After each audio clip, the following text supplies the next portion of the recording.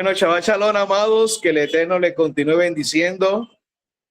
Le damos la gloria al Eterno porque con este tiempo en la cual no hemos tenido luz, muchos van a cumplir sus sueños de rebajar 1 kilo. Entonces, siempre el Señor concede las peticiones de nuestro corazón. Qué maravilloso es el Padre Celestial.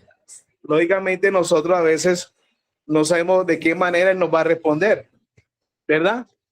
Seguramente muchas personas estaban orando para que el Señor le considera un mes gratis en alguno de estos gimnasios, ¿ok? De fitness, pero los planes de Dios son diferentes, son distintos, ¿no es cierto? O sea, Él te da una respuesta, pero no de la forma como tú pretendías. O sea, mire que aunque suena de una manera jocosa, vemos que las cosas del Padre son así, ¿verdad? Dice, como decir, a mi manera, ¿verdad? A mi manera te voy a responder. Vamos a darle gracias al Eterno Padre, te damos la gloria, te damos la exaltación, te damos la alabanza. Gracias por tu inmenso amor y bondad. Gracias por permitirnos, en medio de las dificultades de pronto de luz, poder transmitir, poder compartir tu palabra, poder disfrutar de este Shabbat, Señor Rey Eterno. Shabbat que disfrutamos aquellos que hemos sido sellados, que hemos sido apartados para ti. Colocamos en tus manos la vida de nuestra familia. Colocamos en tus manos cada uno de nuestros hijos, familiares. Colocamos en tus manos, Señor Padre Celestial, la circunstancia que se está moviendo en torno a nuestro país, en medio de quizás de la rabia, en medio del odio. Tengo que tú actúes en medio de las divisiones, Señor. Padre, te damos la exaltación a ti. Colocamos en tus manos todas las autoridades, tanto de la ciudad de Cartagena, del departamento de Bolívar, como de la República de Colombia, el presidente de la República, su familia, el gobernador, los alcaldes, Señor, para que seas tú dándole sabiduría. Padre, las instituciones que coadministran cada uno de los territorios, como son el Congreso, como son en este caso el Senado y la Cámara, como son la Asamblea Departamental, como es el Consejo, Padre amado, para que podamos nosotros trabajar en armonía de acuerdo a tu voluntad, Señor. Colocamos en tus manos, Señor, esta palabra tuya. Guíanos en el nombre poderoso de Yeshua. Amén y amén. Bueno, esta semana tuvimos una noticia bastante triste a nivel de unos conocidos. Acá durante mucho tiempo asistió con nosotros Mari, que nosotros la traíamos de allá de Costa Linda. Una hermana de ella falleció en Neiva a los 28 añitos, de manera, digamos, difícil y también sorpresiva para sus padres, porque nosotros nunca pretendemos, a veces hay muerte que la gente se prepara por algún tipo de enfermedad grave o de pronto por la edad de las personas. En cierta medida hay una preparación, aunque la muerte siempre es dolorosa de cualquier familiar y cualquier circunstancia, aun cuando aquel que está enfermo, hasta última instancia uno busca orar por sanidad, pero cuando un joven muere y sobre todo cuando los padres son los que tienen que enterrarlos, es un acto bastante doloroso. Nosotros estuvimos acompañando la familia de Guido, la familia de María, su hija que asistió con nosotros mucho tiempo cuando estaba pequeñita, María Andrea, y despedir a su hermana Jocelyn, que fue alumna mía también en el Colombo, fue alumna mía en la carrera que estudió Jacob también, que estudió, que está teniendo Laurita, y mis hijos y mi esposa. Entonces es complejo bastante un asunto de esto. Sin embargo, a pesar que nosotros nos identifiquemos porque somos padres, sabemos que cada uno lleva su propio dolor. Y aunque uno pueda colocarse a veces en los pies de la otra persona, nunca vamos a estar completamente en los pies de cada quien. También hoy estamos orando por la mamá de nuestra hermana Yané Junco, que está hospitalizada, porque ella se cayó y es bueno que la sigamos respaldando en oración. Uno ora desde acá, pero uno sabe las circunstancias que puede estar viviendo Yané y sus familiares, porque es angustioso estar en la clínica, en UCI, cuidar. Entonces, digamos que la parte de alguna manera sencilla para muchos, la hacemos todo en oración, pero la persona que está viviendo la circunstancia ora y vive la circunstancia y es doloroso de alguna manera. El mismo Yeshua le decía a los fariseos que es más fácil decir que tus pecados te son perdonados o levántate y anda. Entonces, lógicamente la respuesta es obvia, ¿verdad? Era más fácil decir tus pecados te son perdonados, ¿verdad? Y dice, sin embargo, a ti te digo, levántate y anda. O sea, es algo que de pronto para ellos puede haber sido un poco arrogante, ¿no es cierto? La forma como el fariseo puede tener la perspectiva de lo que Yeshua estaba diciendo. Sin embargo, hace la aclaración. Hoy vamos a compartir las Haftará 6 y las Haftará 7 para alinearnos con todas las, lo que son las Kehilot a nivel mundial, que ya están hoy están en la Parashá 7, ahorita en la Parashá 7, o sea, ya coincidimos. Sin embargo, nosotros a nivel de las casas, debemos ir como por la 3 o por la 4, creo que por la 4, y también el caso de los niños. Allí nosotros compartimos la 4 con nuestros hijos y también los niños deben haber recibido esa información en su casa para cuando vengan acá a la Kehilá tengan ya la información. Recuerden que nosotros somos conscientes de que estamos en este tiempo en la cual la labor diaria, así como se puede empezar efectivamente en la puesta del sol el Shabbat, quizá uno lo puede empezar una hora después o 2 horas después. Cuando a mí me tocaba llegar a veces tarde a la casa, 8 de la noche, el inicio del Shabbat, a veces llego a las 8. Siempre le digo a mi esposa y a los chicos que vayan adelantando, para que no se pierda la dinámica, porque sé que por circunstancias laborales no siempre se podrá tener todo el equipo familiar ahí, pero lo importante es que se esté haciendo, ¿vieron? Por lo menos hay personas que pueden estar laborando de noche, entonces la madre o que queda ahí asume la labor y comparta a sus hijos el Shabbat, ¿vieron? Porque somos conscientes de que esto es sombra de lo que ha de venir, porque hoy en día la gente trabaja a veces de domingo a domingo, es decir, hasta la gente que se acostumbra a guardar el domingo, a veces van a la primera escuela dominical y con la misma salen a trabajar, ¿verdad? O sea que la dinámica es igual para todos. Lo importante es identificar cuál es el verdadero día, pero entendemos que sabiendo que es el día del Shabbat, aún hay circunstancias sociales y económicas que tenemos que irnos ajustando, ¿vieron? Pero no dejen de compartir el inicio del Shabbat en sus hogares, no lo dejen de hacer, aunque falte uno, aunque falte dos, háganlo, inícienlo, ¿ok? Inícienlo porque eso da cumplimiento.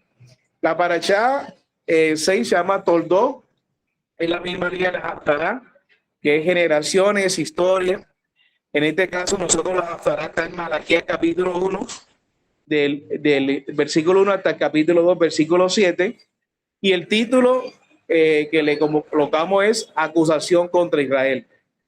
Ahí vamos a tomar un tema interesante sobre la palabra desierto, que me hubiera gustado que vieran en las imágenes, porque una concepción es lo que nosotros tenemos como desierto y otra concepción es lo que se está hablando en el texto bíblico sobre desierto. Porque como nosotros nos dicen desierto, en tu mente enseguida aparece un poco de tierra, ¿verdad? En tu mente. Yo le digo a los alumnos míos, vamos a cerrar los ojos e imagínense un esclavo. Ellos dicen, ¿qué te imaginaste tú y de qué color? Un morenito con cabello de afro. ¿Por qué? Porque él tiene que ver la palabra esclavo precisamente con ese tipo de personas. ¿Te has dado cuenta? O sea, la palabra esclavo no tiene que ver con el color. Pero ¿por qué nosotros occidentalmente siempre identificamos a una persona de color? Es porque a nosotros nos tocó, por lo menos en la historia, vivir la esclavitud de la gente que vino de África. Entonces quedamos con esa concepción. Pero quizás si tú vas, los judíos fueron esclavos, muchos países europeos fueron esclavos. Entonces, miren la cosmovisión, ¿verdad? Que a veces tenemos esa tendencia. Y cuando uno dice desierto, uno enseguida se imagina el Sahara, una persona con poco de tierra, tormenta de tierra, ¿verdad? Y eso es lo que nos viene a la mente. Es por nuestra propia cosmovisión. A veces hay denominaciones religiosas y entonces están orando y la gente dice, pero imagínate a Jesús. Entonces la persona comienza, ay, se acuerda del cuadro de la foto que tiene de pronto de un Jesús mono ojos verdes, ay, ahí lo estoy viendo, ya lo estoy viendo. Pero el que está por acá de pronto es Jesús, ese homo que es morenito, ¿verdad? Entonces, no, pero el mío es moreno, pero el mío es mono ojos verdes. Entonces, ¿cuál es Jesús, verdad? O sea, de acuerdo a lo que nosotros nos hayan en nuestra cosmovisión, así muchas veces nosotros pecamos en el error de que no comprendemos bien. Por eso es importante que la palabra desierto sea lógicamente explicada para ver qué se refería en ese momento. Y la palabra, lo que es la Haftará 7, Vayese, que es y salió, que le colocamos como título predicción de la ruina de Israel.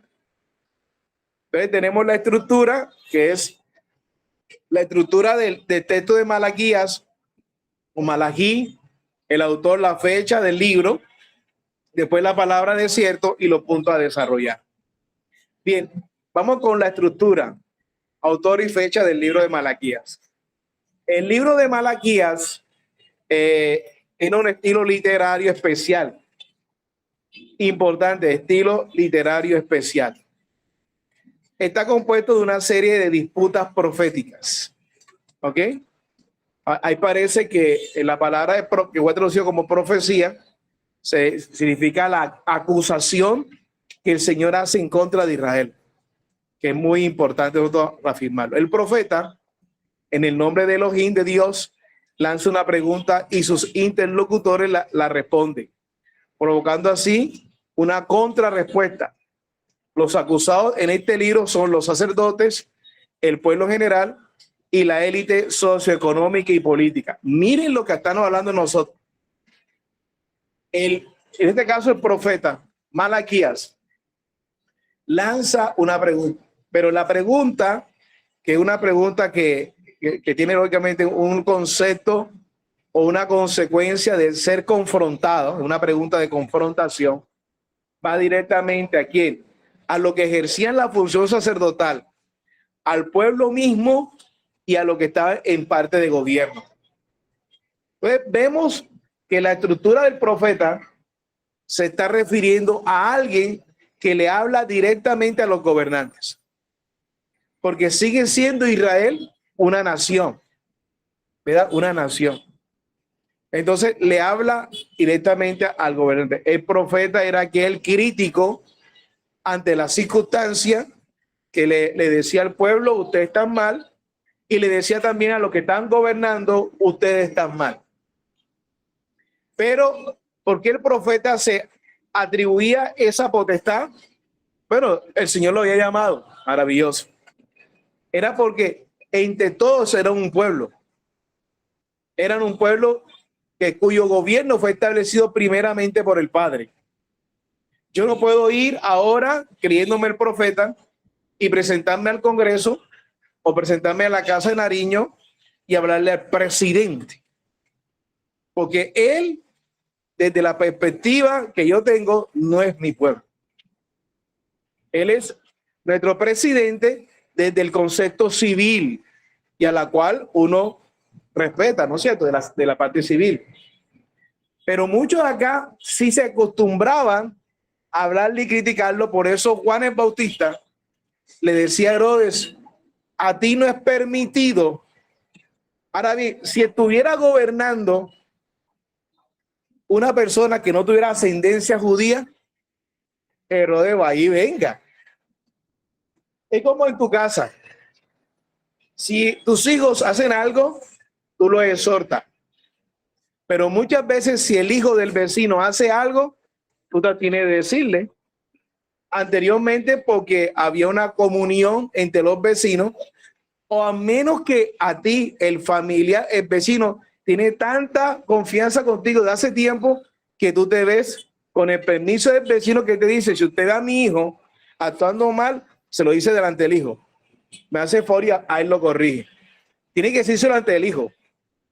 Porque si no dice delante del hijo, cuando tú lo vayas a corregir, ese pelado dice, ¿tú quién eres? ¿Tú eres mi papá acaso? Pero cuando el hijo escuchó que su papá le dio autorización al vecino de corregirlo, el hijo no va a decir eso. Entonces, eso es lo que estamos viendo nosotros en el contexto. Los profetas exhortaban al pueblo, exhortaban al sacerdote y al gobernante del pueblo que tenía una ascendencia dentro del mismo pueblo de Israel. ¿Y te cuenta? Eso es muy interesante poderlo interpretar.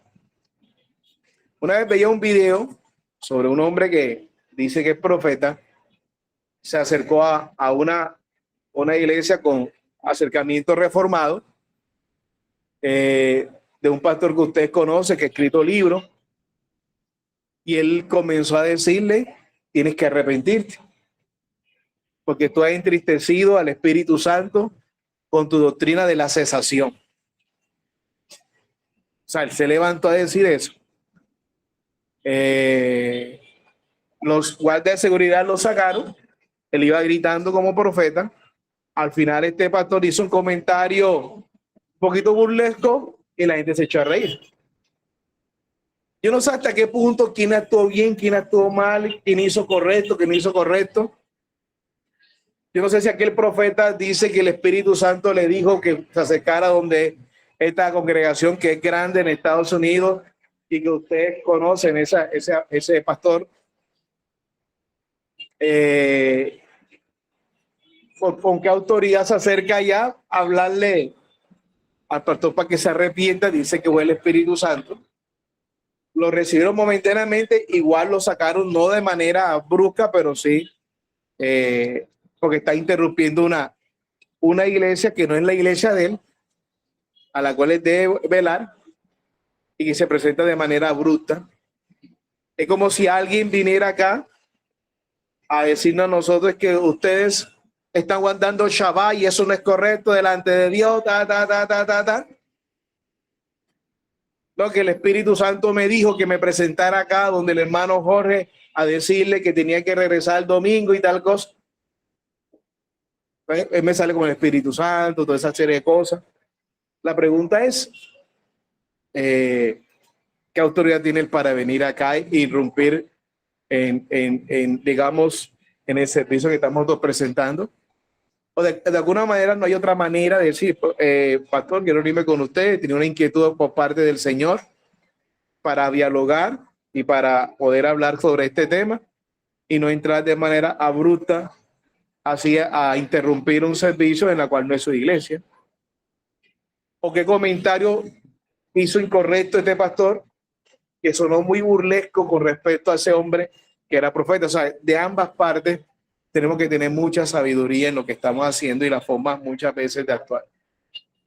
Cada uno tiene una lectura de la palabra que pretende acercarse a esa verdad. Ahí donde tenemos que tener mucha prudencia y que tenemos que ser conscientes que lo que debe hablar es la palabra. Es la palabra. Porque un principio hermenéutico es que la palabra se explica a sí misma. Cuando yo utilizo más mis palabras para explicar mi posición doctrinal, ya es el cuento de hombre. Ya es el cuento de hombre. Por eso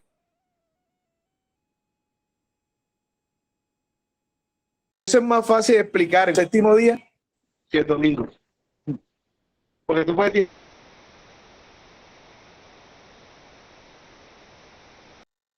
50 textos bíblicos, guarda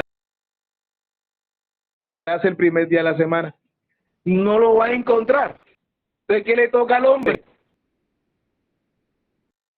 tratar de tener su capacidad argumentativa a convencer.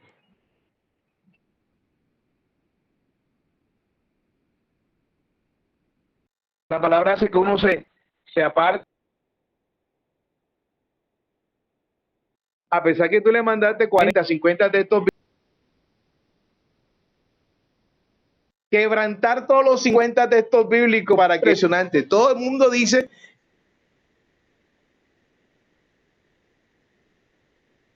que tu palabra es viva y eficaz, que tu palabra confronta. Queremos lógicamente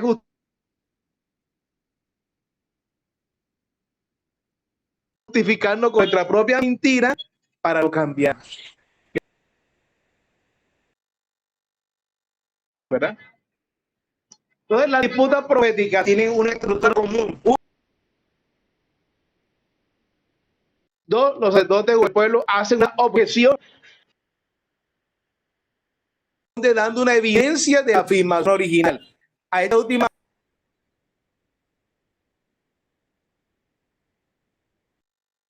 hace una declaración. Están dejando de guardar el verdadero.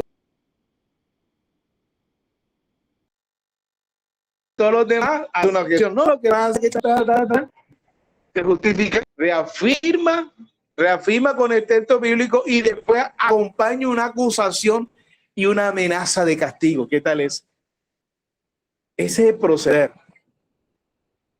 Esa es la forma como actúan los profetas. La declaración, porque han dejado de cumplir los mandamientos del Señor. No, lo que pasa es lo que comienza la gente a argumentar. No, porque ya no estamos en este tiempo, estamos en la gracia. Aquí están los textos bíblicos.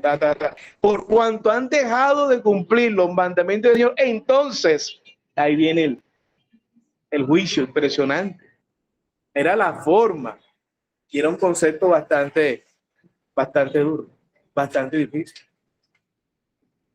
En estos días me hacía una pregunta Natalia muy buena, muy interesante, a raíz del fallecimiento de una de las amigas de ellos, porque también Jocelyn era amiga de los hijos míos. Iban a hacer deporte cuando vivíamos nosotros en Castillejo y en Costa Linda.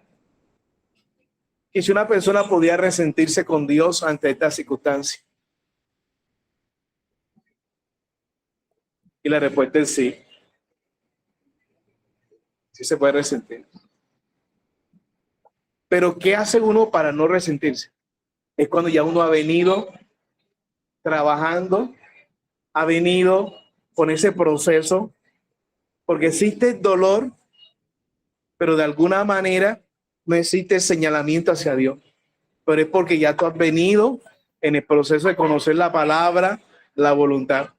Pero aquel que tiene un Dios por creencia costumbrista, es lógico que vaya a tener un señalamiento en su ignorancia del texto bíblico, porque el dolor es igual como aquel que cree como aquel que no cree, pero aquel que cree intenta refugiarse en medio del llanto en el Padre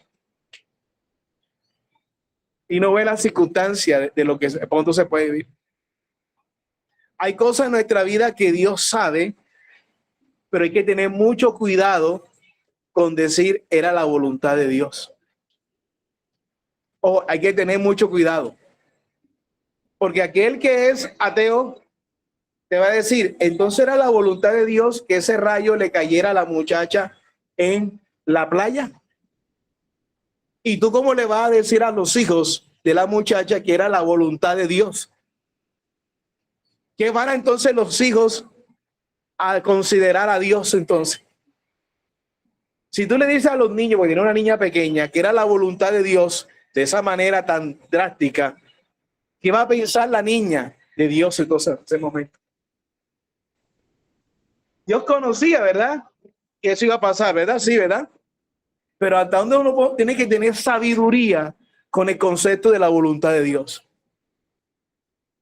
Porque o si no, nosotros vamos a tener que mucha gente va a terminar odiando mucho al Padre. Mucho lo van a odiar. ¿Ya? Porque si un grupo armado se mete y de alguna manera asesina familiares de alguien y tú llegas y le dices que era la voluntad de Dios. Ah, que era la voluntad de Dios que ese grupo armado se metiera en mi casa y matara a mi familia. ¿Tú cómo estás pretendiendo que ellos conozcan esa voluntad de Dios? Que lo conocía el Padre, es muy cierto. Pero qué cosas en nuestra vida son determinadas por nuestra propia desobediencia y el Padre en su omnisciencia sabe que va a suceder.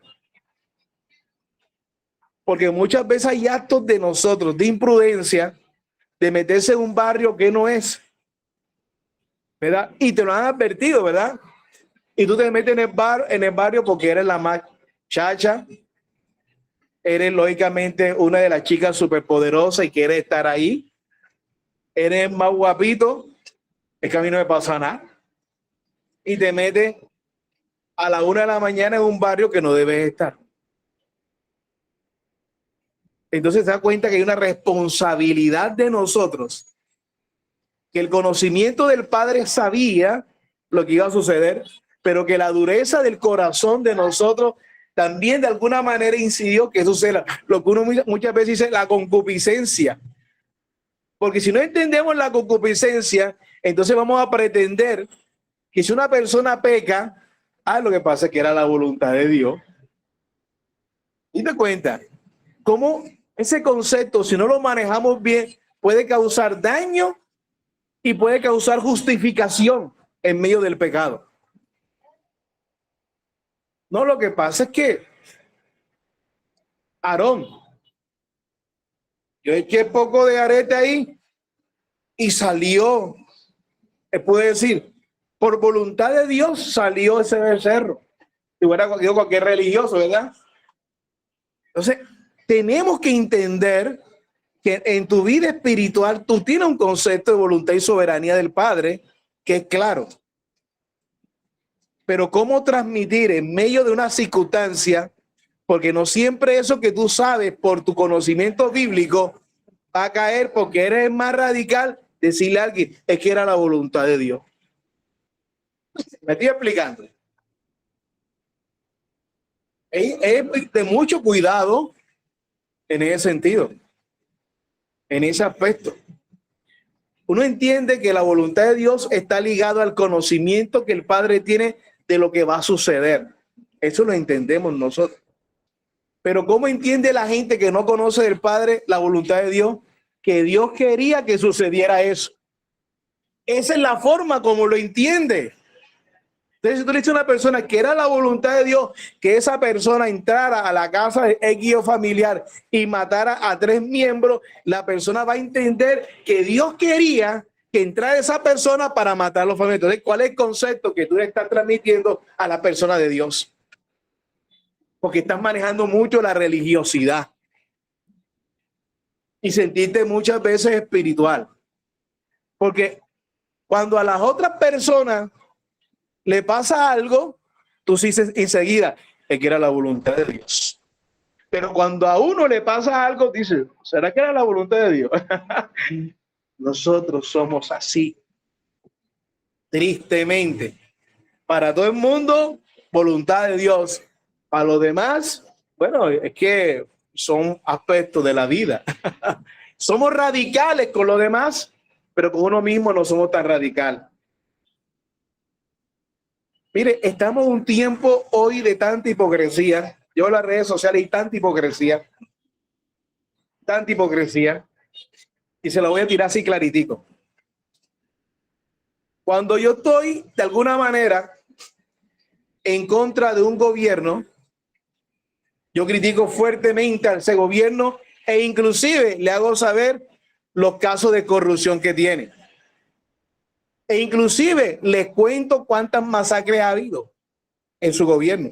E inclusive le digo cuántos líderes sociales han matado en ese gobierno. Pero cuando el gobierno de turno a mí me gusta, ya se me olvidaron los líderes sociales, ya se me olvidaron las masacres y ya justifico las alianzas corruptas porque a mí ese gobierno me gusta. Lo que anteriormente criticaba, ya yo no lo critico, ¿verdad? Es decir, tenemos tendencia a la hipocresía. Tendencia a la hipocresía. Y uno tiene que ser de una sola línea en el concepto. Corrupción es corrupción, no importa de dónde vengan, de qué lado, derecho, izquierdo, centro, arriba, abajo. Correcto es correcto, no importa de qué lado venga, arriba, abajo, derecho, izquierdo. Pero ya encontramos que nuestra sociedad está llena de hipocresía y aún en el concepto religioso. Cuando le ocurre a otras personas, era la voluntad de Dios. Pero cuando me ocurre a mí, Padre, no sé por qué me ocurrió a mí. Si yo soy bueno. ¿Te diste cuenta? Somos rápidos en señalar cuando ocurre a otra persona, pero lento cuando me ocurre a mí. Y lo más maravilloso es que yo tengo más claridad cuando me ocurre a mí, porque sé de primera mano por qué me está ocurriendo a mí, que cuando me está ocurriendo a los demás, porque a los demás no lo sé. A los demás no lo sé. Mire, hay personas que pueden morir, pero a veces uno no sabe si en la última instancia se arrepintió. Pero en nuestro plano acá ya uno lo está condenando, ¿verdad? Claro, lo condena por los hechos que uno conoció, pero no sabemos si en el último momento pudo haber pasado algo, ¿verdad? Ahí es donde tenemos que darnos cuenta. El hombre que estaba en la cruz, todo el mundo acá, fariseo, hasta los creyentes, en Machía, a lo mejor ese hombre ya se perdió. Pero como no habían escuchado la conversación que tenía con Yeshua, daban ese concepto, ¿verdad? Si nosotros no tuviéramos el escrito de que Yeshua habló con él, nosotros también hubiéramos dicho, este también se perdió, ¿verdad que es así? Entonces ahí es donde tenemos que actuar y decir, Señor, tú eres el que sabe en tu soberanía si esa persona murió contigo o sin ti, porque yo no estaba presente en el momento del acto de la...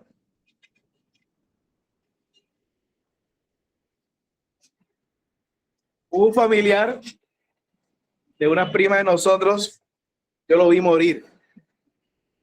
Él se reía mucho, se burlaba mucho del evangelio. Mucho, mucho. Hay que hablar conmigo, era reírse del evangelio, de todos los pastores y esas cosas.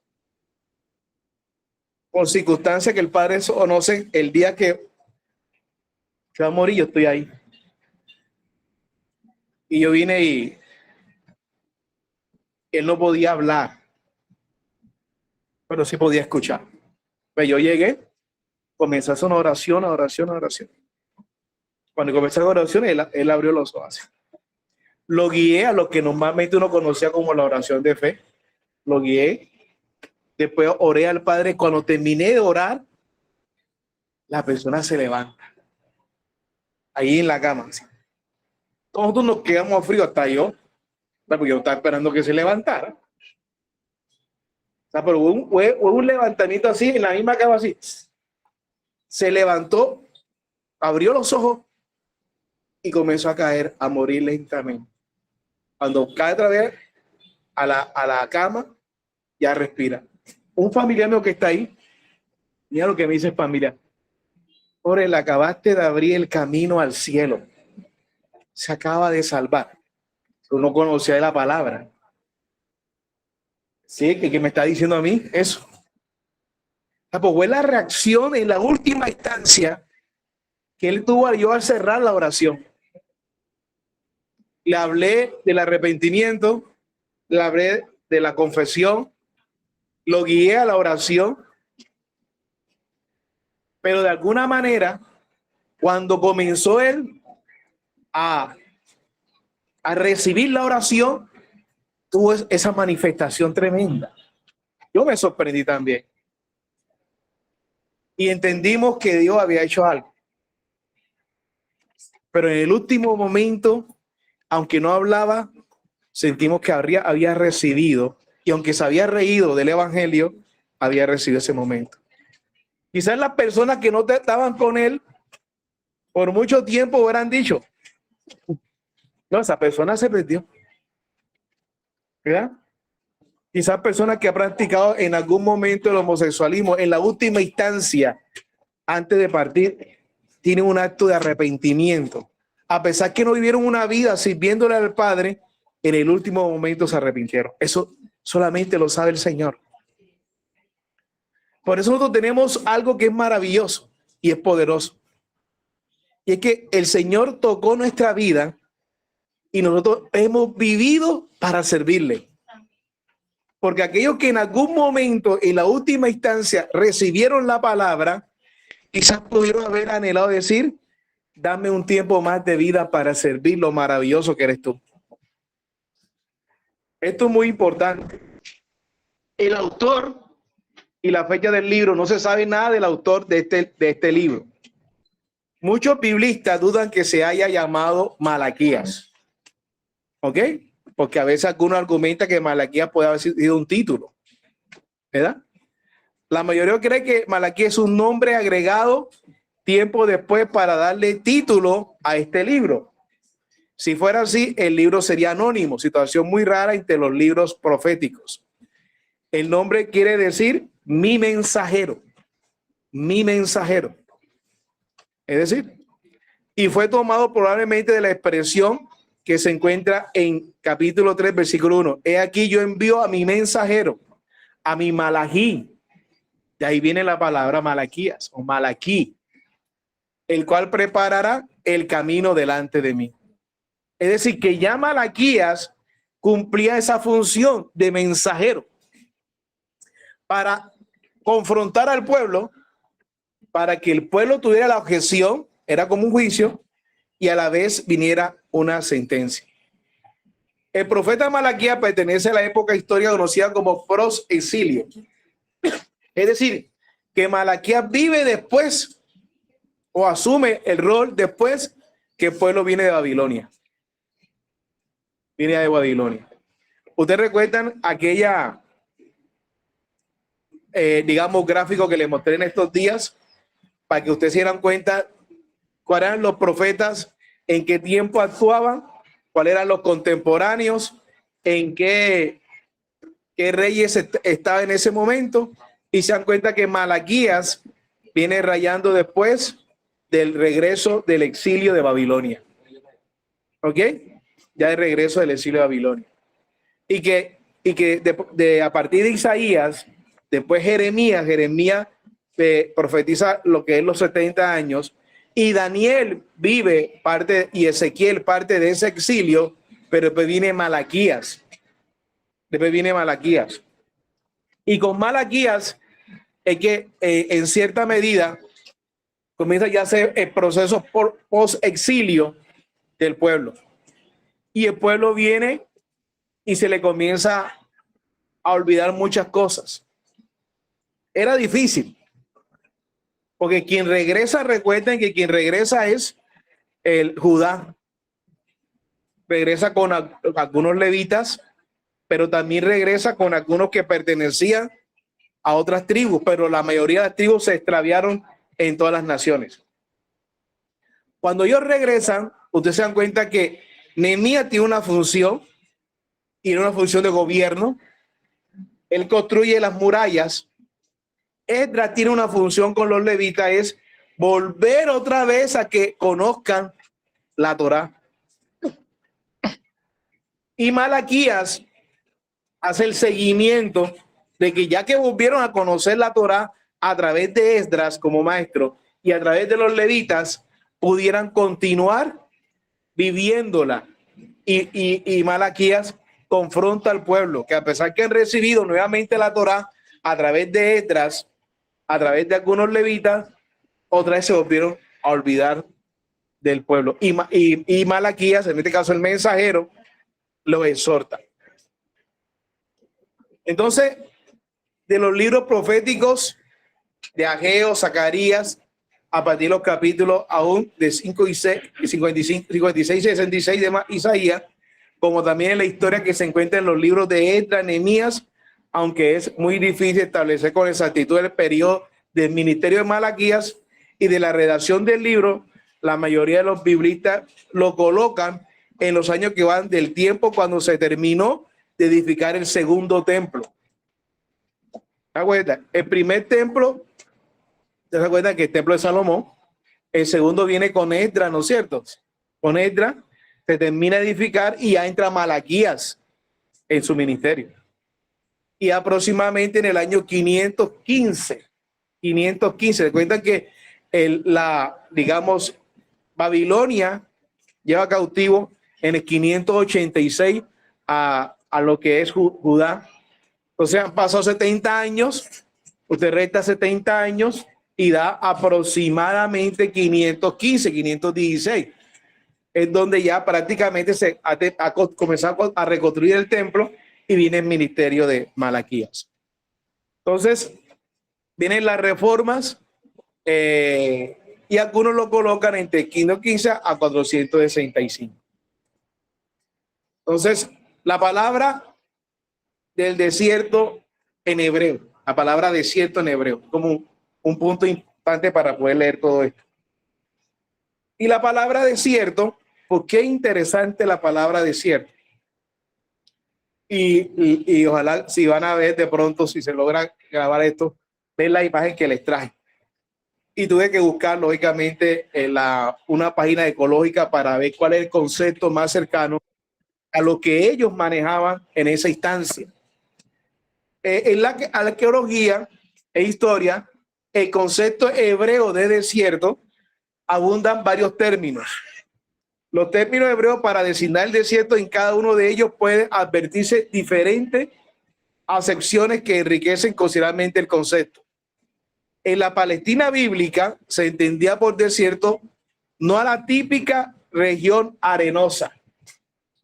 Ojo con esto. O sea, en la cosmovisión de la época bíblica y antes, cuando la gente decía desierto, no se estaba imaginando nunca un lugar con poco arena.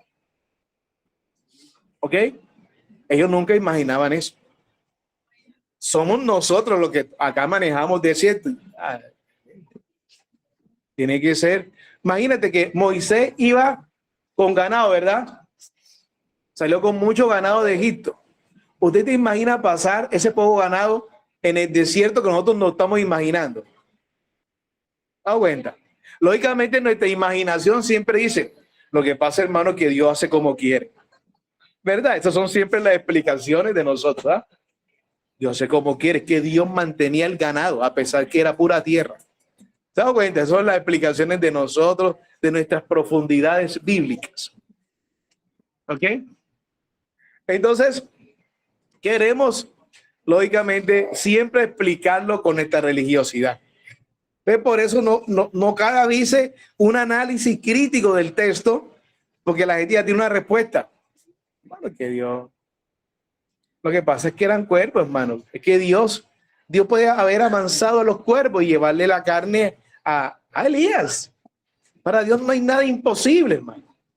Entonces, no aprendemos la hermenéutica, sino que todo lo cuadramos sin nosotros nunca haber negado que el Eterno es todopoderoso. Pero la gente, como no busca ni estudiar ni explica bien las cosas, entonces ahí utiliza el Señor para todos sus argumentos. ¿Se da cuenta? Pero usted se imagina, si apartamos la religiosidad, hacemos el análisis, mi hermano, 40 años de un desierto de arena con ganado, tierra, o sea, ya se dan cuenta. Y cuando encontraron la roca en el desierto, ¿se dan cuenta? Entonces, el concepto de desierto en la época bíblica y sobre todo en la Palestina bíblica no es que uno estaba imaginando, no tiene que ver con lugar arenoso. Ok, primer concepto.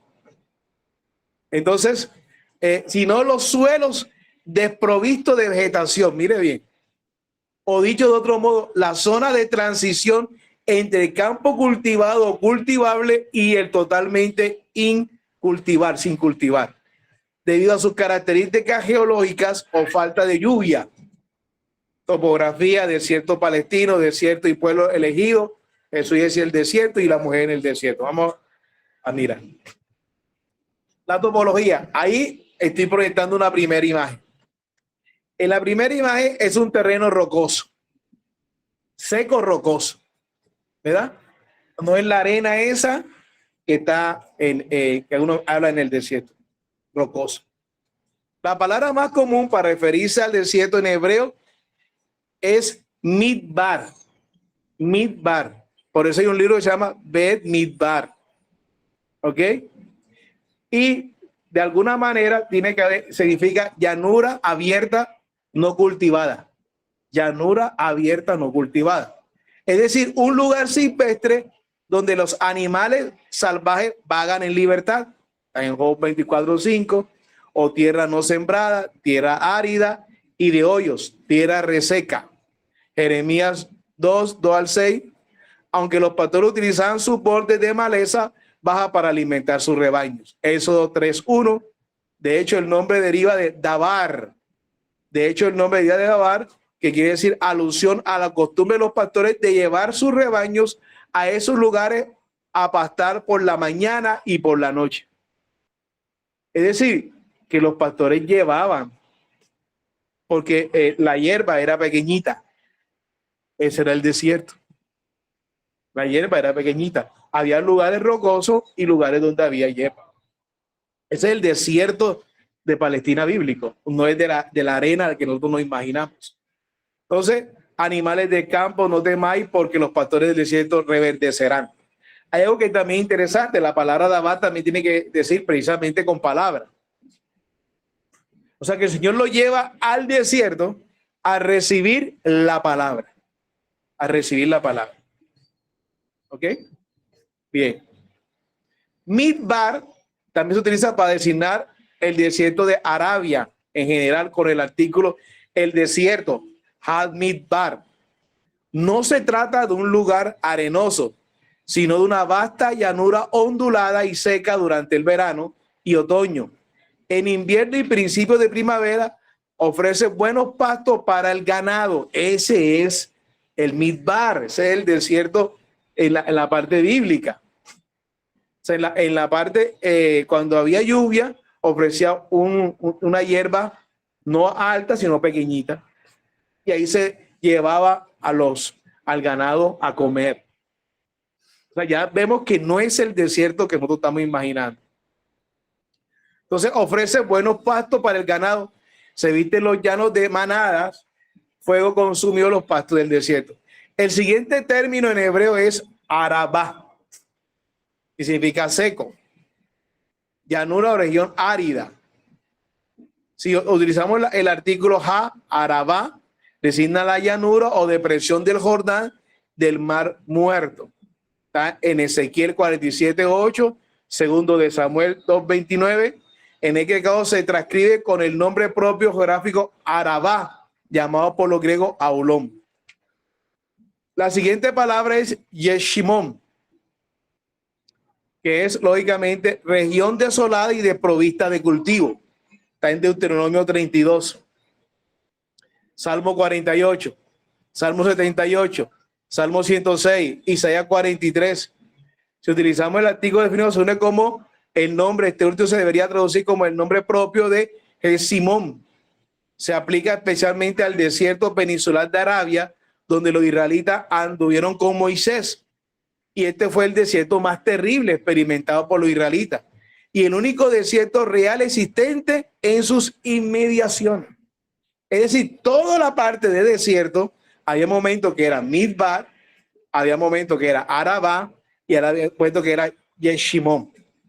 En Yeshimón era el lugar más difícil, pero todo era desierto en el sentido de que no había mucha vegetación, pero en algunos casos era vegetación muy pobre.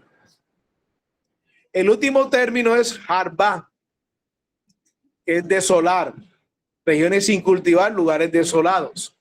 Se aplica generalmente a desolados con acciones. Aquí tenemos todos los textos bíblicos en Isaías, en Salmo, en Esdras, en lo que es Ezequiel también y en Daniel. Ahí está en la fuente, porque como nos estamos proyectando a ustedes, la fuente es mi devocional.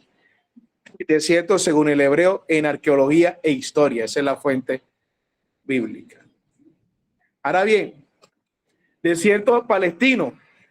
Aparte de lo ya dicho, la escritura menciona los siguientes desiertos: desierto de Tan, Oshur, desierto de Parán, Sinaí, Sin, Elín y Sinaí, desierto de Sin, desierto de Judá, desierto montañoso de Sif, desierto en Gedi, del Carmelo, desierto Mahón, en Arabá, al sur de Simón, desierto de Tecoa, desierto de Jericó, desierto de Ben-Aben, que aparece en una parte de una montaña de Efraín, desierto de Damasco.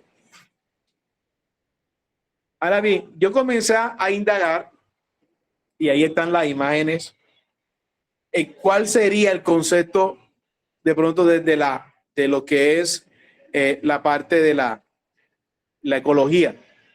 Y en la ecología se maneja un concepto que podía amoldarse a la palabra desierto en la Biblia, y es la palabra estepa. La estepa es una bioma, dice así, es decir, un conjunto de ecosistemas terrestres característicos de un área que están definidos por el clima y las especies animales y vegetales que allí habitan. Podemos decir que una estepa es un tipo de ecosistema terrestre que se caracteriza por tener una vegetación baja, precipitaciones escasas, o sea que no llueve casi, y un clima árido continental. Ese es el concepto que manejan en la parte bíblica, estepa. O sea que sí hay vegetación. ¿Ok? Es más, aquí en la diapositiva, los que están allá en MIT, vieron el desierto Jordán, que hay vegetaciones. Y la llaman desierto. Uno, cuando en nuestra mente hablan desierto, usted tiene en la mente que va a haber algún río. ¿Te das cuenta? Y hay una parte que dice que el desierto del Jordán.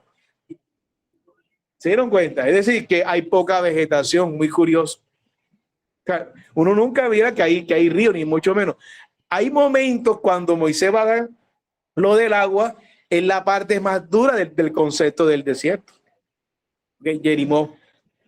Bien, entonces, algunas, dice, clima árido continental aquí, y algunas características de la estepa se localizan en diversos lugares del mundo, como América del Norte, América del Sur, Europa, Asia, África y Oceanía. Las últimas, Asia, África, el lugar donde más o menos se ubicaba el tema del tiempo de Moisés. Presenta características de semidesierto.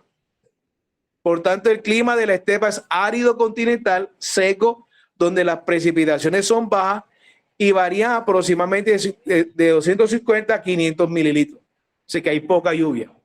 Las diferencias de temperatura entre el verano y el invierno son pronunciadas, presentando una media anual entre 5 y 18 grados. Los veranos generalmente son cálidos y secos, y los inviernos son bien fríos, con lluvia e incluso nevadas. Con esta característica, era casi un riesgo enorme, casi imposible que esta gente durara 40 años por los cambios de temperatura. Ahí sí vemos nosotros, ya después de la explicación científica, ecológica, que la mano del Padre está ahí. ¿Ya? O sea, que independientemente que haya sido arenoso, vemos que sí había vegetación y era el lugar donde los animales podían pastar. Más, ustedes se dan cuenta que una de las cosas del Shabbat era que la gente no fuera a buscar leña. ¿No es cierto? Si está en pura arena, ¿qué leña va a encontrar? Y encontraron leña, ¿sabes? ¿Te has dado cuenta? Que si había vegetación, si había unos, digamos, leña, árboles muy secos. Era rocoso, poca vegetación, ¿verdad? Había unos vacíos enormes. Pero ustedes se dan cuenta de algunas series que Moisés está caminando sobre piedras, no sobre un desierto arenoso. Ya entendemos que no es, por eso los animales también pudieron, y habían cuevas. Entonces, una de las cosas era que precisamente para poderse mantener y hacer algunos oficios, ellos buscaban leña, y no era que el pecado era buscar leña, sino que dejaran de hacer el oficio que normalmente hacían. ¿Ok? En ese sentido, por eso se podía buscar leña. Por eso hay que entender bien el contexto. Entonces, los suelos del bioma de la estepa, estepario, semidesierto, son frágiles contienen muchos minerales y bajo porcentaje de materia orgánica, lo que hace poco productivo al ser humano. Entonces, estos pueden ser pardos o blancuzcos, lo que indica que hay presencia de sales. En aquella área que se presenta mayor vegetación se forma chernozem. Es un tipo de suelo color negro que se produce por la acumulación de materia orgánica que no se descompone o lo hace lentamente debido a las condiciones reinantes, sequía y baja temperatura durante gran parte del año. Esta materia da lugar a un humus oscuro en el horizonte superior y transforma a estos suelos en productivos. Estos sitios se forman los castanosems, que poseen menor porcentaje de humus y un alto contenido de óxido de hierro. La vegetación es baja, de tipo herbácea y arbustiva, adaptada a largos periodos de escasez de agua. La fauna está representada por grandes mamíferos, tanto herbívoros como carnívoros, pequeños mamíferos como roedores, numerosas especies de aves, insectos y algunos reptiles. La presencia de anfibios en estos ambientes es muy escasa debido a la falta de agua. Ya ustedes viendo esto se dan cuenta por qué el escenario, ustedes se ven que hay ciertas cosas que se dan en el desierto, entonces ya no coincide con la arena, porque no es el tipo, es una estepa realmente. Lo que, a pesar que no es una arena, las condiciones de vida eran difíciles. Oye, eran difíciles. Bien. Entonces, la primera, en Malaquías 1, Israel, el amado de Adonai, dice, carga del oráculo de Adonai para Israel. La palabra oráculo quiere decir una palabra específica. Por mano de Malaquías, os he amado, dice Adonai. Pero vosotros decís, ¿en qué nos has amado? Dice Adonai. ¿No es Esaú, hermano de Jacob? Mira el juego de palabras. Viene Malaquías, que es mensajero, y le dice, Adonai le dice a ustedes, por mano de Malaquías le dice, pero yo lo he amado. Y la gente dice, es que nos has amado. Si tú le dices a una persona que está llevadita, ¿verdad? Está pasando hambre, y dice, es que Dios te ama. Es que mirando así, ¿no es cierto? Que no me ame tanto, exactamente. Es más, como dice Benja aquí, los judíos llegaron un momento que se preguntaban, imagínate, y somos el pueblo escogido con tanto sufrimiento. Entonces, algunos decían, mejor que no lo fuera. Si somos escogidos y todo lo que hemos vivido, o sea, mira el concepto, ¿verdad? Y lo que dice es muy cierto, que no me ame tanto, dirá esa persona, ¿no? Esa persona, y está bien llevado, ¿no es cierto? Está ahí. Entonces ellos dicen, y el Señor le responde, ¿no es Esaú hermano de Jacob? Pero a Jacob amé y a Esaú aborrecí. Te conviene el Señor a darle argumento, ¿verdad? Imagino que Esaú tranquilo por allá. ¿Verdad que es así? Porque nosotros no conocemos, bueno, yo tengo un proyecto para el otro año y es enseñarle historia paralela a la Biblia, para que vean cómo vivía Esaú. Okay. Entonces, si uno ha aprendido que el Señor ha tocado nuestra vida, uno puede estar lleno de muchos argumentos. Hoy nosotros entendemos el gran amor porque el Señor ha colocado en nosotros la forma como Él quiere disciplinarnos. Pero si el Padre no hubiera colocado eso en nosotros, tuviéramos un poco de preguntas que hacer. ¿Cuántas preguntas no tienen las personas que son ateas? Y esas preguntas hacen que ellos sean ateos. Hoy, ¿cuántas circunstancias ellos pueden preguntarse de por qué tal cosa, esto? Hay mucho, por eso eso alimenta el ateísmo. Para nosotros es absurdo el ateísmo, para mí, porque tú lo dices desde la perspectiva de que tú tienes el Ruach HaKodesh, el Espíritu Santo. Pero ellos te pueden tirar 20 preguntas fácilmente. Y tú tienes la respuesta, yo también la tengo, pero para ellos no la llevo la respuesta. Porque lógicamente, si tú tienes el punto lógico, ellos se ponen a preguntar cómo hace. Gedeón estaba ahí y el Señor le dice, varón esforzado y valiente. Sí, Gedeón. forzado y valiente. Estoy aquí en una cueva, estoy temblando de miedo. Están los medianitas allá afuera que no nos dejan ni siquiera alimentarnos bien. Estoy buscando que no me cojan este trigo para poder alimentar a mi familia y tú te presentas y dices, varones forzados y valientes. Estoy temblando. O sea, Gedeón está diciendo, y Gedeón atrevido le dice, a propósito, ¿y dónde han quedado esas maravillas que a nosotros nos contaron? Tú puedes criticar a Gedeón lo que tú quieras, como religioso, ¿verdad? Pero tú no preguntarías lo mismo estando en las circunstancias de Gedeón. Porque a veces nosotros no transmitimos el concepto bíblico de la perspectiva que está viviendo el autor. Si no lo estoy transmitiendo desde mi espiritualidad, que no estoy viviendo lo que él está viviendo. Porque yo ahora digo, es como hijo de Gedeón se ha atrevido, ¿verdad? ¿Cómo que dice? Oye, si Gedeón está llevando garrote, palo y garrote, y si le presenta el Señor, y él le da la respuesta, ¿dónde han quedado esas maravillas que yo escuché que hicieron con Moisés, hicieron tal cosa? ¿Qué tiene que hacer el Señor? Ojo, que Gedeón después se convierte, ¿verdad? Gedeón después ve la mano, ¿verdad? Ve la mano, pero cuando él no había visto la mano, ¿cómo iba a creer? El primer contacto es que le llega el ángel del Señor y lo confronta. Lo importante es que el padre está viendo una circunstancia diferente a la que mis ojos están viendo. Los ojos de Gedeón están viendo que hay un pueblo que lo tiene cautivo, que ellos no pueden cultivar, que es difícil alimentarse. Sin embargo, el Señor le está mostrando inicialmente que él es un varón esforzado y que a través de él el Señor va a libertar a ese pueblo. O sea, el Señor le está hablando en futuro y Gedeón está viendo el presente. ¿Te das cuenta? Ese es el problema cuando uno está con el padre, ¿verdad? Que tú estás viendo tu presente y el Señor ya está viendo tu futuro. O sea, el Señor está viendo el futuro de Gedeón, que va a tomar 300 personas que van a tomar agua con la lengua y va a vencer un ejército. Ya Dios lo está viendo de esa manera. Gedeón no tenía ni idea que iba a vencer. O sea, miren la dificultad con los tiempos, ¿verdad? El Señor está en el futuro y yo estoy en el presente. El Señor ya está viendo tu futuro y tú estás viendo tu presente. Por eso Gedeón pregunta, ¿cómo así? Uno ve lo físico, uno ve lo físico que es tu presente y el Señor está viendo lo que va a hacer contigo. Qué tremendo, ¿verdad? Por eso Dios tiene que hacer una operación en ti.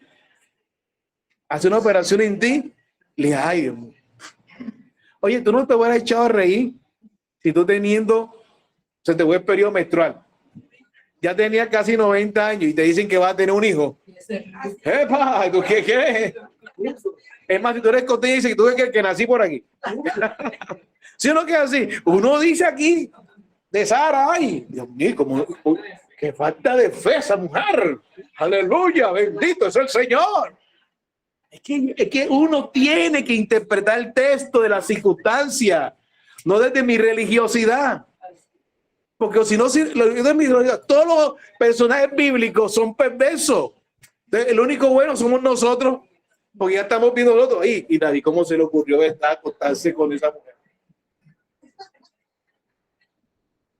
Oye, Moisés, ¿por qué tuvo que golpear la piedra si el Señor le dijo que le hablara?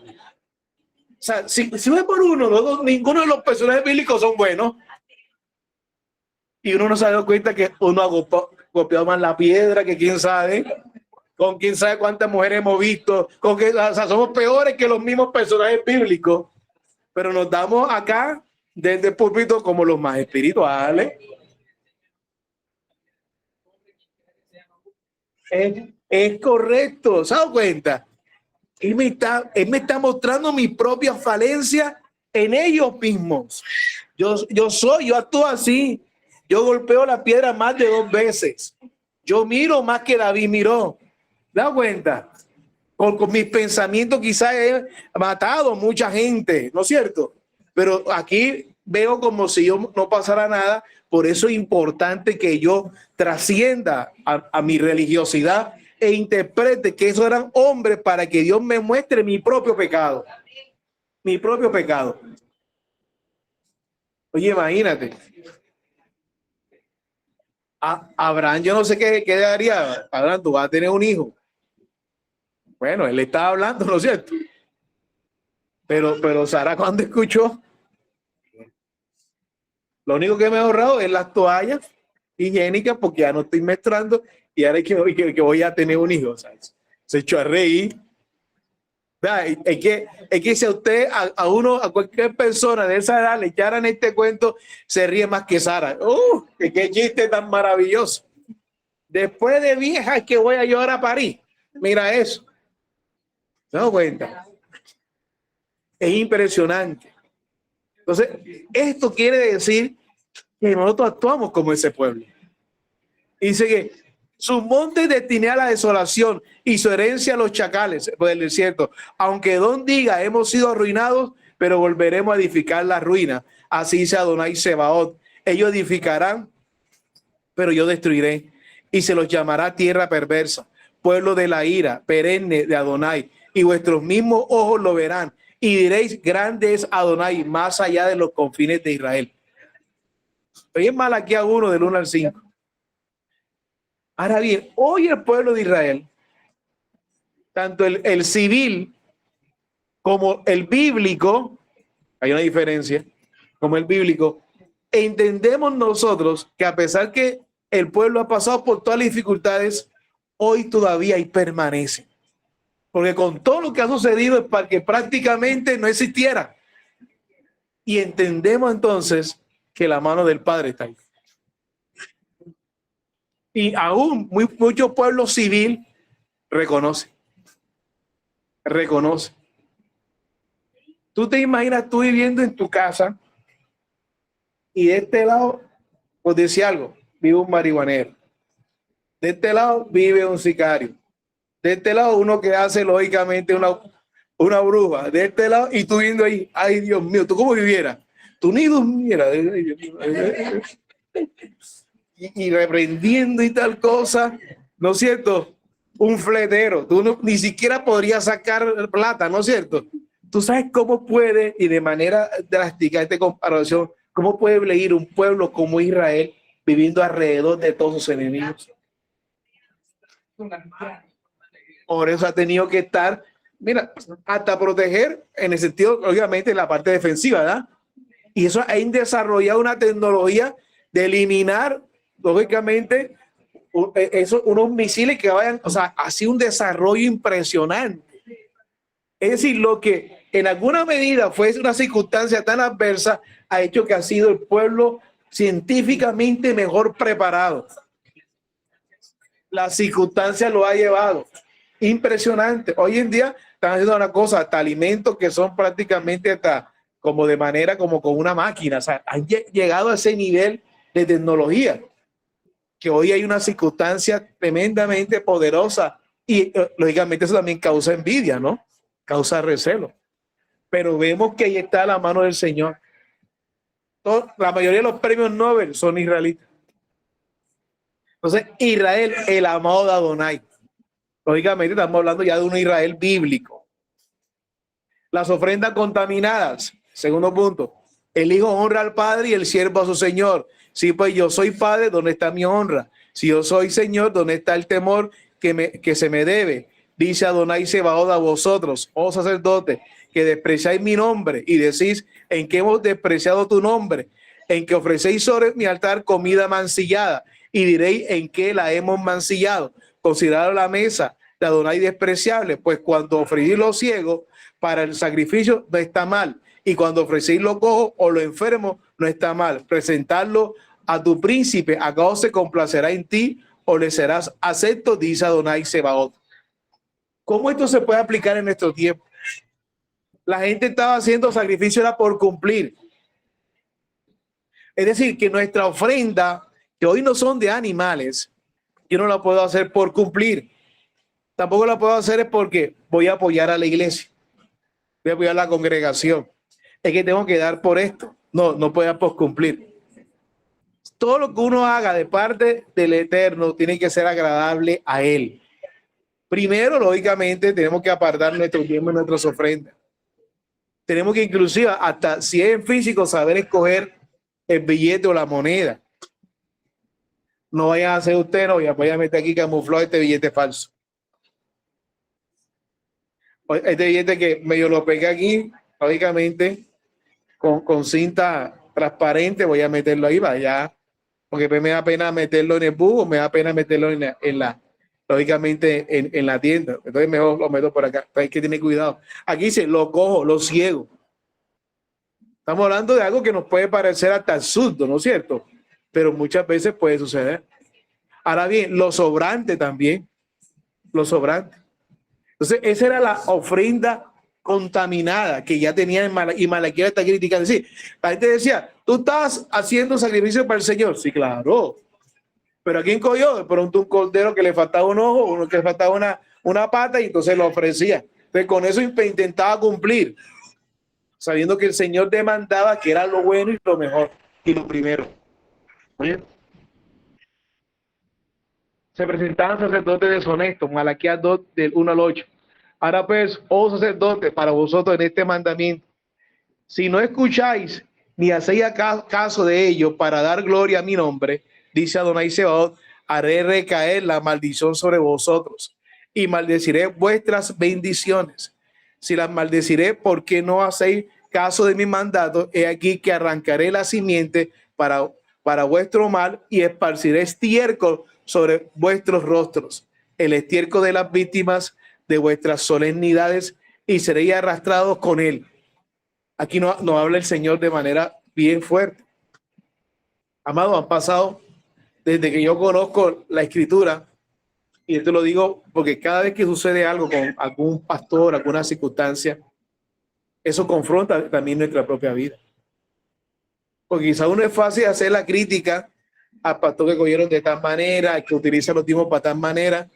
Es posible.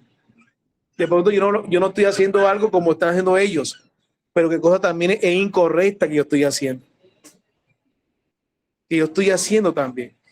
Porque durante la vida que uno tiene, hemos escuchado de todo caso habido y por haber a nivel pastoral. No lo podemos negar. Y eso lógicamente ha menguado, lógicamente, de pronto que la persona pueda acercarse al Eterno. Sabemos que el Señor es que toca los corazones, pero también Pablo dice ser imitador de mí como yo soy de Mashiach. Es decir, que hay una responsabilidad en nosotros para que la gente pueda, lógicamente, acercarse. Nosotros no convertimos a nadie, pero por lo menos hacemos un puentecito, ¿no? En ese sentido.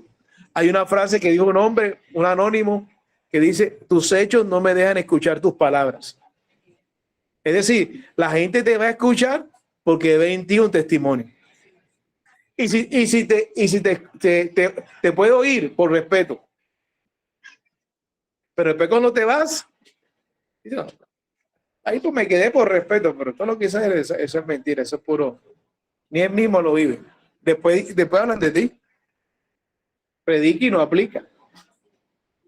Entonces ahí es donde uno tiene que tener mucho cuidado en ese sentido. Entonces habían sacerdotes deshonestos. En Oseas, que es la otra Haftará, en Oseas 12, te continúa como la misma temática, la desobediencia de Israel. Cuando Efraín hablaba, hundía el temor y fue exaltado en Israel, pero por Baal cayó en pecado y murió. Y ahora pecan más y más, se hacen imágenes fundidas con su plata, se hacen ídolos conforme a su destreza, obra de artesanos, todo ello. Se dirigen a ellos, les sacrifican hombres y besan becerros. Por eso serán como nube mañanera, como el rocío que pronto desaparece, como estamos arrastrados por el viento, como humo por la chimenea. Sin embargo, desde la tierra de Egipto, yo soy Adonai tu Elohim. No tendrás otros dioses aparte de mí. Está leyendo, o sea, lógicamente, o sea, citando Éxodo. Ni otro Salvador sino a mí. Hablando de mí, o sea, que Salvador es Adonai. ¿Ok? Yo te conocí en el desierto, en tierra de gran sequía. Recuerden algo que es importante. El Salvador es Adonai. Por eso si Yeshua no es el mismo Adonai, entonces ¿qué pasaría? Pasaría algo raro, ¿verdad? Porque el Salvador de nosotros es Adonai. Pero la manifestación visible, corporal, del mismo Adonai es Yeshua. Sigue siendo el Salvador. Pero si Adonai y Yeshua no son los mismos, hay un problema grave. Tendríamos dos salvadores. Hay un solo salvador. ¿Vea? Hay un solo Elohim, un solo mediador, un solo salvador. ¿Verdad? Entonces tiene que ser Yeshua esa manifestación visible del el Adonai invisible. Porque realmente o sea, mucho más el Salvador es Adonai. Y Yeshua es la manifestación de ese Salvador vivo. Porque si no es así, porque hay raíces hebreas que no creen así, creen que Yeshua y Adonai no es el mismo. Entonces habría un problema ahí, grave, gravísimo, porque habría entonces dos salvadores. ¿Ok? Donde ellos me argumentan cuando en la conversación que hace Yeshua con el Padre, que se ha explicado y Jacob también lo ha explicado acá, la comunicación, porque la gente no puede entender que él está hablando consigo mismo, ¿no? Eso es difícil para uno, ¿no es cierto? Es difícil para uno. La personificación exactamente como en el texto bíblico y que conteste, este es mi hijo amado en que yo tengo complacencia. Son textos difíciles, ¿verdad? Difíciles. Porque tú dices, ahí hay dos personas, ¿verdad? De alguna manera. Tiene uno que profundizar mucho más. Por eso hay tantos temas que son interesantes porque tienen que tener mucho cuidado. Entonces la desobediencia de Israel está ligada a un concepto mucho más a la idolatría, a hacer Baales. Está Oseas hablándole al pueblo. Y después viene la restauración. Oseas 14, del 1 al 9 dice, oh Israel, vuélvete a Adonai tu Elohim, pues has caído por tu iniquidad. Procuraos palabras y volveos a Adonai. Decirle, quitad tu iniquidad y aceptadnos como benevolencia, y te ofreceremos los sacrificios de nuestros labios. Asiria no nos salvará, ya no montaremos a caballo, ni diremos más la hechura de vuestras manos. Dioses nuestros sois, porque solo en ti haya misericordia el huérfano. Sanaré sus apostasías y los amaré por pura gracia, porque mi ira ya se ha apartado de él. Seré para Israel como el rocío, florecerá como el lirio y arraigará sus raíces como el Líbano. Se extenderán sus ramas, su esplendor será como el del olivo y alzará su perfume como el Líbano. Volverán los que habitan a su sombra, harán crecer el trigo y aún la misma vid florecerá. Y su fama será como la del vino del Líbano. Efraín dirá, ¿qué tengo yo que ver aún con los ídolos? Yo lo oiré y velaré por él. Dirá, soy como el ciprés, siempre verde, porque de mí procederá tu fruto. ¿Quién es el sabio que comprende estas cosas y el inteligente para que las conozca? Porque los caminos de Adonai son rectos y los justos caminan por ellos, pero los transgresores tropezarán en ellos. El Señor viene y restaura a Israel. Y la conclusión es, el Eterno nos escoge para obedecer, no para desobedecer. Por eso el concepto de gracia es el concepto de ese favor inmerecido, pero el favor de la elección soberana del Padre para mi vida. Pero cuando la gracia cae sobre mí, la manifestación de esa gracia es la obediencia. O sea, nadie puede decir que estamos en la gracia y está desobedeciendo. Pero no está en gracia, está en desgracia, realmente. ¿Verdad? Porque es raro. No, lo que pasa es que ya yo no estoy bajo la ley, estoy bajo la gracia. Entonces la pregunta es, cuando uno está, que el Señor dice, no adulterarás, no robarás, no mentirás, no dar falsos testimonios, ¿no es cierto? Eso, estoy bajo la ley de Dios. Entonces, la pregunta es, ¿a qué bajo ley se constituía? Pues cuando yo reconozco a Yeshua, inmediatamente estoy reconociendo a quién, aquel que es la ley misma, la Torá, la instrucción. Porque Yeshua es la manifestación de la misma palabra del Eterno. Cuando yo recibo a Yeshua, recibo su palabra y estoy bajo su palabra. Y estás bajo su palabra, estás bajo la ley del Todopoderoso. Entonces quiere decir que el concepto bajo la ley se debe referir a otro concepto diferente a la ley de Dios. Quiere decir, ya no estoy bajo la ley del pecado, ni la ley de la esclavitud del pecado. Porque yo sí estoy bajo la ley de Dios. Mas si yo me zafo de la ley de Dios, estoy perdido, mi hermano. Estoy perdido completamente. Entonces, cuando la gracia está sobre mi vida, la manifestación de la gracia es la obediencia. Yo busco cómo obedecer al Padre. Yo busco cómo obedecer al Padre. Entonces, la gente puede preguntarse seguramente, y cuando tú obedeces, confronta a aquel que está desobedeciendo. Lo confronta. Ya, inmediatamente. Yo le contaba que venía un ex compañero mío, venía caminando conmigo, en la empresa donde yo trabajaba, y vino una muchacha muy simpática. Eso no lo podemos negar. Y él va al lado mío y me dice, cole, profe, mira la que viene ahí. Está bien buena. Él es casado. Yo le digo, pero yo tengo una más buena que está en la casa. ¿Está, profe? Ah, yo también, profe. O sea, la manifestación, nadie duda que la muchacha que viene es simpática, pero el hecho de alimentar eso es lo incorrecto. Entonces yo le digo, yo tengo una que está más buena en la casa. Y él me quedó mirando y se echó a reír. La profe, yo también, ¿verdad?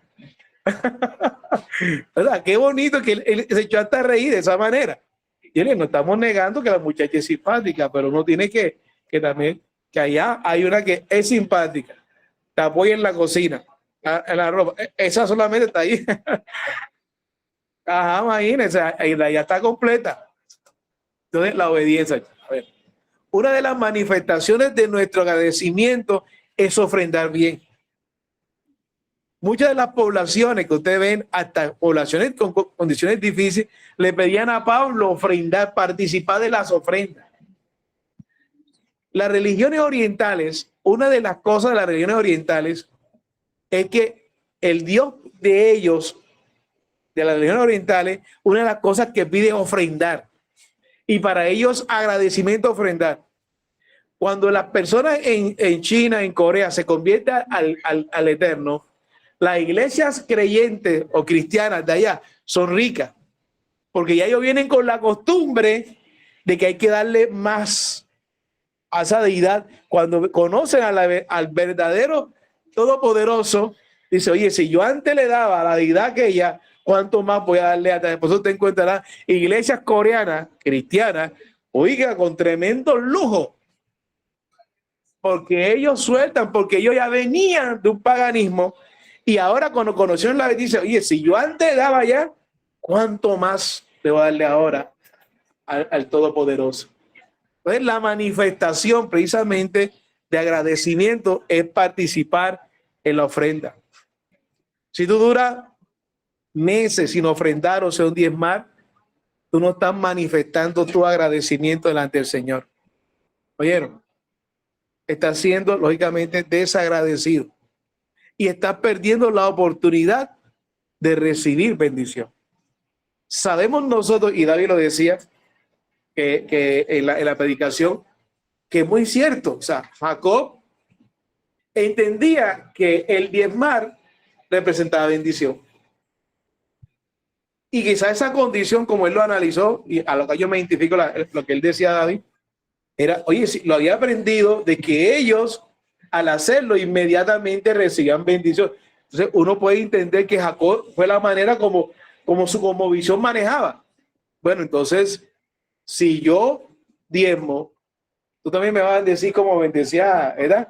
Entonces apartaré para ti. O sea, él relacionaba el dar con la bendición, ¿verdad? Aunque no es el motivo de nosotros, ¿sí me estoy explicando? Pero quizás su cosmovisión era esa, entenderlo de esa manera.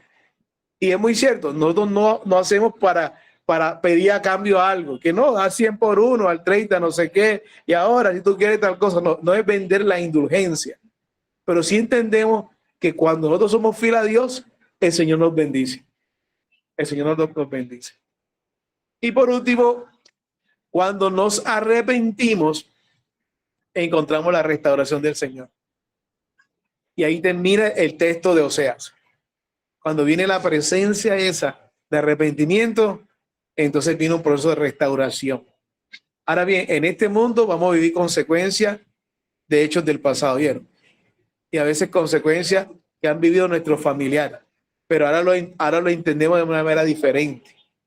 Hay historias que parece que se repitieran. Algunas cosas que han vivido los padres parece que se repitieran con los hijos, ¿verdad? Impresionante. Eso no podemos negarlo. Pero ahora el hijo lo vive de manera distinta porque es creyente y se apropia de la palabra que dice, y en ti serán benditas. Cuando el Señor te toca a ti es para quebrantar esa maldición. Tú vivirás la secuela, pero también irás, porque hay una promesa que lo dice el texto, que los hijos no recibirán la dentera de las uvas amargas que recibieron lógicamente los padres. Entonces, ahí uno vive secuelas de nuestros pasados, pero secuelas negativas, pero también positivas. Hay gente que te va a decir, oye, tú eres inteligente como tu papá, pero también bebes como él. O sea, ahí van las dos, ¿verdad? Ahí van las dos. Pero la idea es que cuando conozca al Señor, deje la borrachera y te mantenga con lo inteligente, con lo bueno. Amén. Padre, gracias por tu inmenso amor y bondad. Te damos la alabanza, te damos la exaltación a ti, Padre. Gracias por este tiempo, gracias porque ya vino la luz, Señor. Gracias porque a ti sea la gloria, la exaltación, por permitirnos compartir tu palabra, Señor. Te pido perdón por cualquier palabra ociosa o necia, Señor. Ayúdanos a exponer tu palabra y también a recibirla con agrado, Padre. Ayúdanos a que cada palabra que leamos en tu Torá, Señor, en la Biblia, nos reflejemos nosotros con lo que cada uno de los personajes bíblicos le tocó vivir, a vivir de alguna manera. Te pedimos, Señor, Padre Celestial, que podamos entender que tú permitiste que estos hombres, en medio de sus errores, de sus falencias, Señor, nos mostraran que fueron llamados en medio de sus errores. Y aún nosotros mismos, Señor, nosotros cuando nadie daba quizás ningún peso por nuestra vida, tú determinaste llamarnos. Solamente nuestros padres también tenían la esperanza en que éramos nosotros, Señor. Nosotros te damos la gloria a ti, Padre, la alabanza. Ayúdanos que la palabra nos confronte primeramente a nosotros, Señor. Oh Rey eterno, gracias por lo que están aquí presentes. Gracias por lo que están por mí y por lo que van a escuchar esta enseñanza por los diferentes canales. Señor, que tu palabra, Señor, sea, Padre Celestial, confrontando nuestra vida. Padre Celestial, edificándonos, consolándonos, Señor, y guardándonos cada día, Padre. Que tu santa y bendita presencia, tu Ruach HaKodesh nos acompañe, Señor. Llévanos con tu paz, con tu bendición, Señor, con esa shalom que sobrepasa todo entendimiento. En el nombre poderoso de Yeshua. Amén. Y amén. Damos un fuerte aplauso al Eterno, amado.